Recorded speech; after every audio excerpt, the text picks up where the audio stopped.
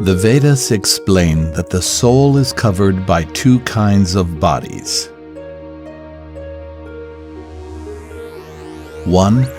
The gross material body. 2. The subtle material body. The gross material body is the visible body that we feed and clean and dress and normally identify as ourselves. The subtle material body is an interface between the gross material body and the soul. The Vedas say that the subtle body has three parts. 1. The mind, a repository of past experiences. 2.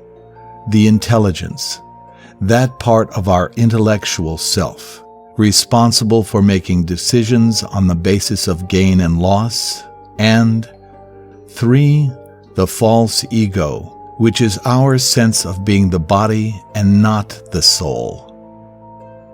The subtle body, like the gross body, is material and temporary. The subtle body is the medium through which the soul interacts with the gross body and the world outside. The soul is conscious, whereas the subtle body, being material, is not. The subtle body is just another filter through which consciousness, the soul, interacts with the world, and that filter is quite refined. The subtle body, just like the gross body, has senses, subtle senses. The gross body has, for example, 2 eyes, a physical mechanism through which it picks up visual information.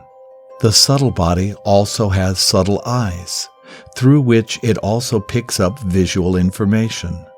Just as the gross body has ears, the subtle body has subtle ears.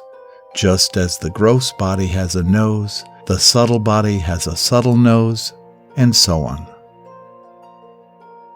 To help us better understand the relationship between the gross body, the subtle body, and the soul, the Vedic library provides an intriguing metaphor found in the Katha Upanishad 1.3.3-4.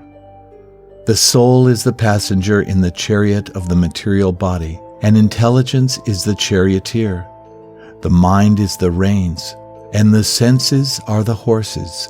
The self is thus the enjoyer or sufferer in the association of the mind and senses. So it is understood by great thinkers.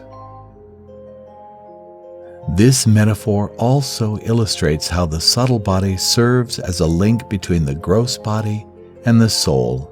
Just as the passenger on a chariot gets where he wants to go by telling the charioteer, who then controls the horses, the soul controls the body by directing the subtle body to take control of the senses.